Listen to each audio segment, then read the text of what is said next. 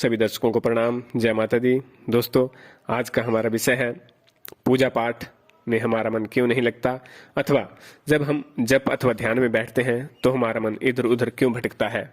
दोस्तों, यह सृष्टि त्रिगुणात्मक है, अर्थात सत, रज और तम तीन प्रकार के गुण इसमें विद्यमान है। सतोगुणी प्रधान जो प्राणी है वो देवताओं की श्रेणी में आते हैं, रजोगुणी प्रधान जो प्राणी है वह मनुष्यों की श्रेणी में, और तमोगुणी प्रधान जो प्राणी है वह असुरों की श्रेणी में आते हैं। जिस प्रकार पानी का स्वभाव नीचे की तरफ बहना है, उसी प्रकार से ऊर्जा भी हमारे शरीर में ऊपर से नीचे की तरफ बह रही है, क्योंकि नीचे की तरफ बहने में कोई बल नहीं लगता। अतः रजोगुण व तमोगुण का प्रभाव हमारे जीवन में सबसे अधिक रहता है, जिसके कारण हमारी कुंडलिनी सुप्तावस्था में रहती है।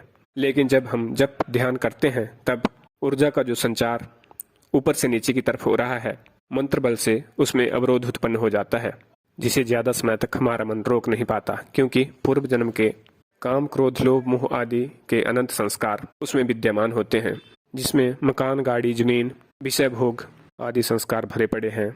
और इन्हीं विषय भोगों को हम परम आनंद मान चुके हैं, और इन विषय भोगों के आनंद से आगे हमारा मन बढ़ना नहीं चाहता। वह इन्हीं विषयों में पड़े रहकर आनंद लेना चाहता है।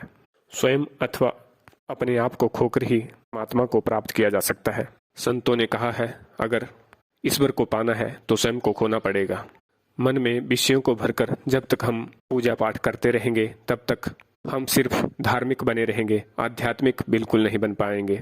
संतों ने भी कहा है, जब मैं था तब हरि नहीं, अब हरि है मैं नाही, प्रेम गली अति सांकरी, ताने दो न समाही।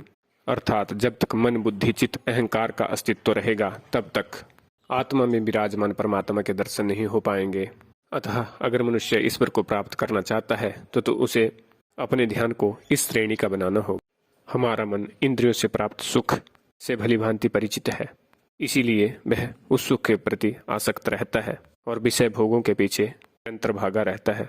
लेकिन यह सभी सुख क्षण भंगुर है, अर्थात सीमित समय के लिए है। लेकिन आध्यात्मिक सुख सनातन है, लेकिन इसके लिए प्रयत्न करना परम आवश्यक है।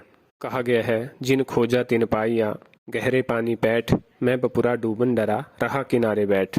जब हम मन, बुद्धि, चित्त, अहंकार को एकाग्र करके जब ध्यान अथवा भक्ति करेंगे और सात्विक ऊर्जा का प्रवाह हमारे अंदर बहने लगेगा, भी हमारी ऊर्जा अधोगामी होने के बजाय ऊर्ध्वगामी बनेगी, अर्थात हमारी कुंडलिनी शक्ति सक्रिय होगी और आत्मज्ञान की उपलब्धि प्राप्त हो सकेगी।